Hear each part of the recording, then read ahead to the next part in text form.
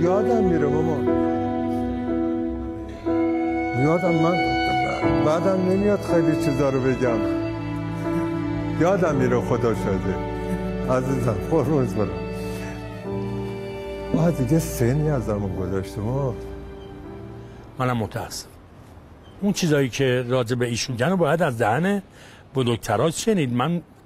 من دهنم میچاد اصلا بخوام راجع به سرحسن رزاز حرف بزنم. به خدا راست میگم بهتون، همین اندازه فقط این مزه میکنم که 2 تا کلمه‌شو بتونم بگم، چون ایشون بسیار ژرفه.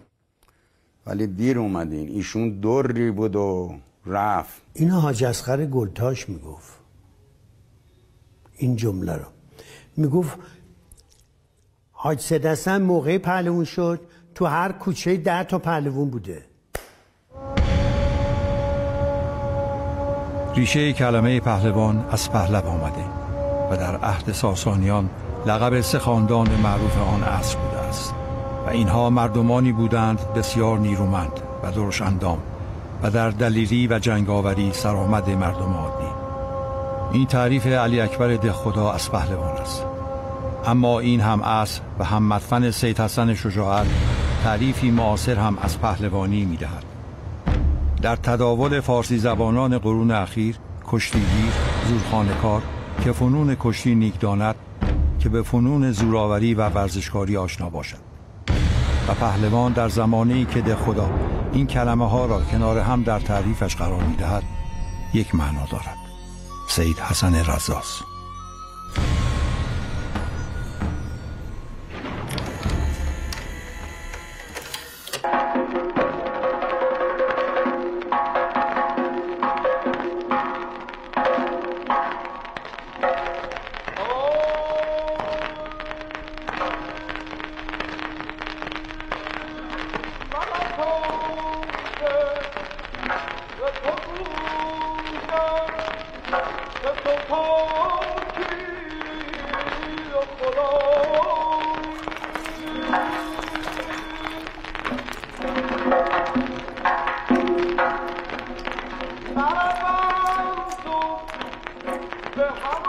حاصل ازدواج سید اسماعیل با مریم دختر حسین علی اهل لواسان، پهلوان نامدار اهل ناصرالدین شاه، پسری است که نام سید حسن بر او می‌گذارد.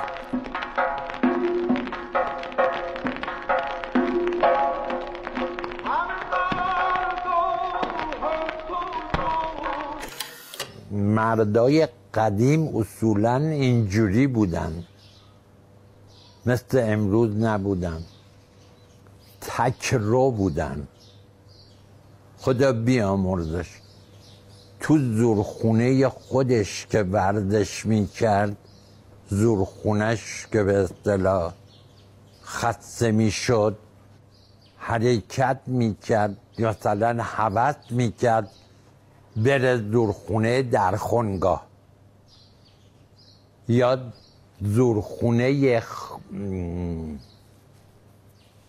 حالا اونجا میرفت سر زده، یعنی بدون اینی که قبلا خبر بده. اگر فرصتی داشت و عکسایی هم که با یه عده‌ای داره، همش مال زورخونه های متفرقه، هیچ کدومش مال زورخونه خصوصی همون کوچه قوام حضور که جنب منزلش بود نبود، نیستش. روزگار پهلوانان درباری و در مقابلشان پهلوانان خودخوانده و حافظ میراث است. میراث داران فرهنگ زندیه در پهلوانی. قاجاری پس از آقا محمد خان پهلوانی را که فرهنگ محبوب مردم است مصادره دربار کرده و سیم و زر به پاشان می‌ریزد و در برابر پهلوانان کوی و برزن عمدتاً در فقر و تنگدستی با سیلی صورت سرخ نگه می‌دارند. حسن رزاز جایی حقوق نمی‌گرفته، تو اداره‌ای نبوده، جایی نبوده، از دسترنج خودش و جون خودش و آستسن‌ها. آستسن برنج کوب، یعنی برنج کوب بودن. قدیما به صورت پا این کار رو میکوبیدن، برنج رو میکوبیدن، بنابراین به نام رزاز میشناختنش. عرض کنم به خدمتشون استاد چشمه یه دکون برنج فروشی بود که ایشون شریک بودن با یا آقای دیگه، ولی اسمون رو من نمیدونم و از حاج احمد من نپرسیدم این چیزا رو، فقط میدونم شریک ایشون بود که فقط کارشون این بودش که وقتی برنج رو میخواستن از چلتوک سوا کنن چیزی بود که میذاشتن میگفتن پا رو میکرد تو رکاب 1000 تا دنگ میزد که چلتوک از برنج سوا شه. حاج سید حسن با دنگی که برای برنج کوبی بوده 1000 تا با پای چپ میزده، 1000 تا با پای راست. من یه دایی داشتم به نام دایی حاج خان. این خیلی پت و پن بود، نجار بسیار قابلی بود. این نوچه حاج سید حسن بود. زورخونه حاج و این داستان سر زورخونه حاج وزیری بود. من بعد حبیب لباف هم دیده بودم، خودم حبیب لباف دیده بودم، بازوهای بسیار عالی از اینجا تا اینجاها ساخته، شکم پشت، این پشتش تمام بود، این بازوهاش اصلا باور نمی کنی. بعد این دو نفر یعنی حبیب لباف و دایی حاج خانم تو گود زورخونه بودن. حاج سید حسن میگه که دستش میزه لب گود، میگه که بابا این پای منو تکون بده. اینا خیلی خوب بودن، هر کاری میکنن پایینه مثل یه دونه تیراهن، 2 تا تیراهن رفته تو زمینشون، نمیتونستن کنن، هر کاری میکردن نمیتونستن. و خب علت اینه که پایشون هم خیلی قوی بوده، شاید به خاطر شغلی بوده که داشتن، همون دنکوبی. قبل از ایشون اصغر نجار پهلوان پایتخت بوده و حاج سید حسن رزاز اول که میان شاگردی ایشونو میکنن، ولی بعد خودش پهلوان میشه و بعد با هم یک قراری میذارن برای کشتی گرفتن. اصلا وقتی که گل میکنه کشتیاشو اینا، پهلوان اصغر نجار پیشکسوت‌تر از اینا بوده، او هم کشتی میگرفته. گروهی میان دنبال اصلا رازیش میکنن که اینا بیان برن با هم دیگه سرتخت بربریا کشتی میگیرن. ولی اصغر نجار رو هی نیمه تیغ میکرده، ول میکرده. لابد اون فکر میکرده خسته شده یا نتونسته ادامه بده، نفس نداشته، ممکن فکر میکرده دیگه. ولی این کار بارها بارها تکرار میشه. بعد این فکر میکنه چرا من اینجوری میشم ولی من کار نمیکنم، من زمین نمیزنه، چرا این کاری میکنه؟ بعد آخرش فکر میکنه این احترام استادی رو نگه میداره، احترام من نگه میداره، این پهلوانه، من نمیدونم. حالا باید امتیاز بهش بدیم. امتیازش چیه؟ درزن پیغام میده واسه زورخونا که آستسن رزاز اومد در بزنیم براش بزنگ، میبیچه تو تهرون، تو ایران، که آستسن رزاز در زنگی شد.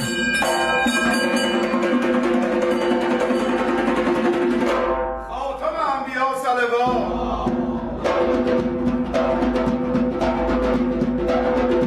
چون این است که می شود پهلوان سید حسن رزاز و آوازش از زورخانه‌ای به زورخانه دیگر می رود و از تهران به شهر ایران و از ایران به جغرافیای دور. در روزگاری که کشتی خصمانه جای کشتی پهلوانی را گرفته، درباره اش میگویند پهلوانی آمده که ناکار کردن حریف را از ترس مواجهه بعدی و پس دادن عنوان خوش ندارد.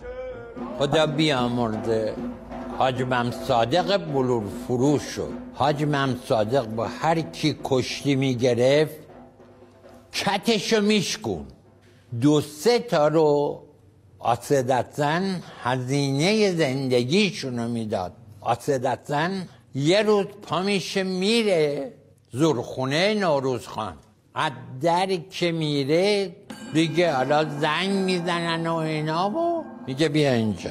میاد میشینه باهاش صحبت میکنه، میگه ما پیرو مکتب مولا هستیم که میایم تو این زورخونه. زیر دست حاج مم صادق کسای کشتی میگه لط میخورد، ولی حاج صدرحسن دیده نشده که به هیچ کس خیلی ضعیف یا خیلی قوی لط بزنه. اگر اینو مرحوم آقا میگو بابا اگر با یک کسی کشتی میگرفت یکی مثلا 10 من زور داشت، حالا به زبان خودش حاج صدرحسن 10 من میذاشته، 20 من 20 من 30 من 30 من، در نتیجه هیچ کس از زیر دست حاج صدرحسن لط نخورد، هیچ کس. نه کشتی و نه رزازی هیچ کدام طبع بلند سید حسن شجاعت را کفایت نمی دهد که آزادگیش برای وطن. مشروطه خواه است. از همان دم بازگشت از نجف به تهران در جوانی تا امضای فرمان تشکیل دارالشورا از سوی مظفرالدین شاه قاجار در سالهای گذر از جوانی تا به تو بسته شدن همان مجلس در 2 سال بعدتر به دستور پسرش محمد علی شاه و به دست لیاخوف روسی او برای استقلال ایران می‌جنگد. مخبرالسلطنه سید حسن را در روز به تو بسته شدن مجلس چنین به یاد می‌آورد: محافظینی که بر بام مجلس بودند می‌توانستند به راحتی لیاخوف را بزنند. شنیده شد سید حسن رزاز پهلوان معروف اراده کرد لیاخوف را بزنند. ملک المتکلمین مخالفت کرد. آن روز حاج سید حسن در مقابل جمعیت کثیری مقاومت می‌کند. اما چون مجلسیان پراکنده و مردم گریخته بودند و فراشان اساسی مجلس و خانه‌های اطراف آن را غارت کرده و گروهی از سرشناسان مشروطه خواه یا افراد متهم به طرفداری از آنان را دستگیر کرده بودند، تلاش او مثمر ثمر واقع نمی‌شود و مسلم وار به تنهایی در برابر فوج مهاجم آنقدر می‌جنگد که با سر و دستی شکسته و بدن مجروح اسیر می‌شود. در یکی از همان خانه‌ها زنجیر بر اندامش می‌گذارند، صورتش را می‌پوشانند تا هواخواهانش متوجه نشوند و نجاتش دهند. شبانه به قصر قجر در سلطنت آباد می‌برندش که زندان محکومان خطرناک است. سید حسن نمی‌داند که همان وقت میرزا جهانگیرخان و ملک المتکلمین را به باغ بردند. پهلوی فواره نگاه داشتند. 2 دشخیم طناب به گردن ایشان انداختند و از 2 سو کشیدند تا خون از دهان ایشان آمده و این زمان دشخیم سوم خنجر در دلهاشان فرو کرده. سید حسن نمی‌داند که شایعه مرگ او را هم با استفاده از عمامه خونینش در میدان نگارستان در شهر جار زدند. ترفندی که خانواده و دوستان نزدیکش به واسطه تلفنگراف قبل از دستگیری نقش برآب کردند و شهری برای نجاتش در کار است.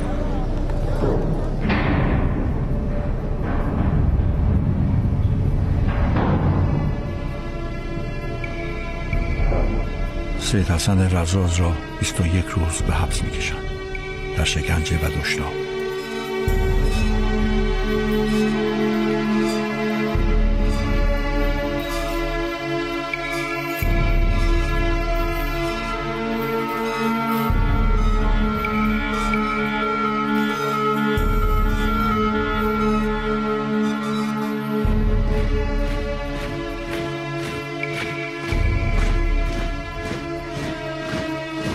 دست آخر وقتی چشم باز می کند مقابل محمد علی شاه ایستاده برای اجرای حکم اعدام. با این کلام شاه: من میدهم در زورخانه ها را گل بگیرند تا مثل تو از آن بیرون نیاید. بدبخت ها، شاه برود هر وجب خاک این مملکت 10ها مدعی پیدا می‌کنند.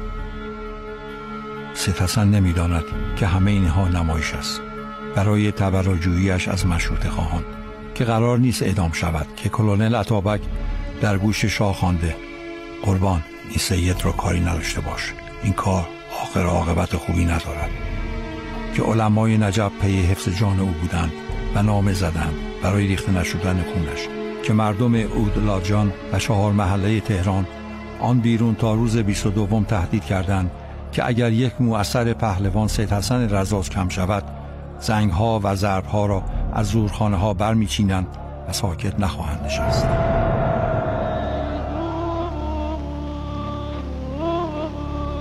محبوب من خبر آزادی این زمان زنگ زورخانه‌ها صدا می‌کند و مردم در استقبال از او چنان می‌کنند که تنها 24 ساعت بعد است که می‌تواند پا به خانه بگذارد.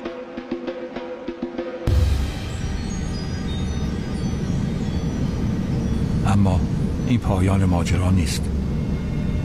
کینه محمد علی شاه نقطه پایان ندارد. عرض کنم که یکی از خاطراتی که ایشون نقل میکرد میگفتش که من بدترین ایام عمرم اون زمانی بود که منو به عنوان جاسوس روسا گرفتن، با زنجیل منو بستن، با گاری منو فرستادن و حکم اعداممو در آوردن. من از مرگ نمی ترسیدم، ولی فشاری که روم اومد خیلی رو من اثر گذاشته. ایشون میرن یه مدتی طولانی در دار میمونن و اونجا بعد از این که دیگه محمد علی شاه برکنار میشه و احمد شاه میان، ایشون دیگه باز برمیگرده میاد تهران، ولی یه مدت طولانی تبعید میشه به اونجا.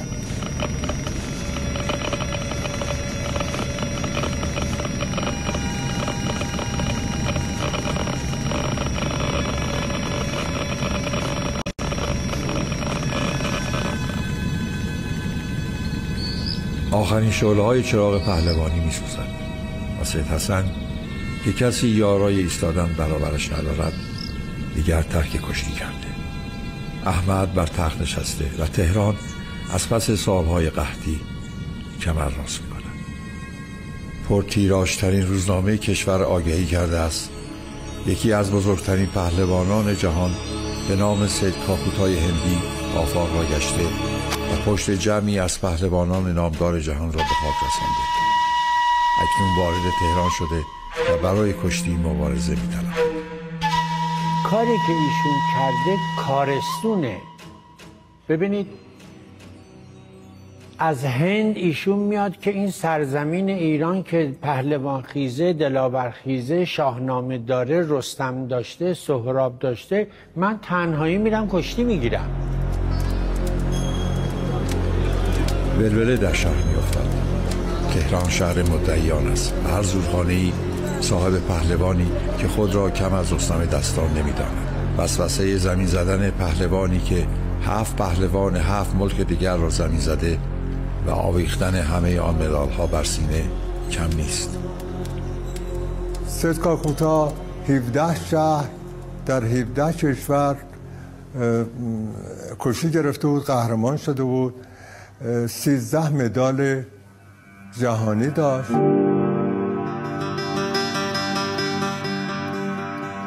اما عکس هندی که بر دیوار و کوی برزن می‌نشیند همه قالب تهی می‌کنند.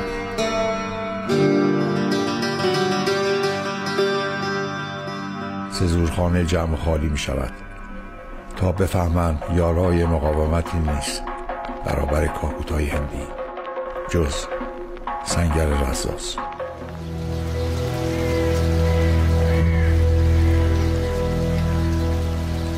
سید حسن میگوید به شهر بگویید من میایستم و دست خطی نوشته می شود. معبدت آن جناب زیارت شد. در دعوت دوشنبه شب آن جناب را با کمال شوق و شعف حاضریم، ولی جواب میدانداری و کشتیگیری آن جناب در شب مذکور واگذار به آقای سید حسن است تا چه پیش آید. هاشم الحسینی، حاجی سید حسن رزاز. اینایی هم که الان دارم عرض میکنم تنها پدرم با کاکوتا هندی میخواست کشتی بگیره، پدر گفت من رفته بودم فقط یک بار.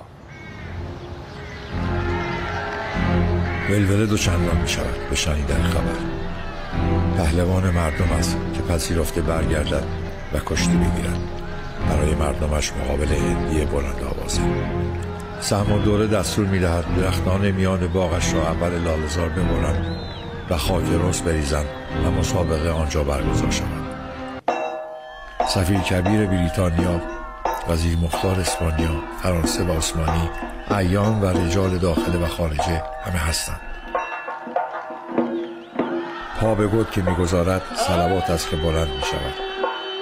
چشم و چراغ ایران است او.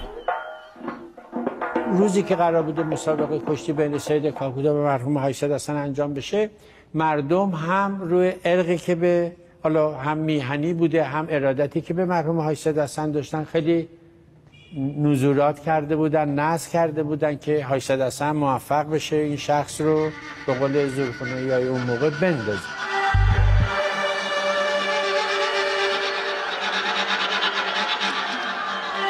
اومده زیر شاخ اسد حسن دستشو زده، پدرم میگفت ما گفتیم این قولیه، الان اسد حسن رو بغل میکنه پرتش میکنه.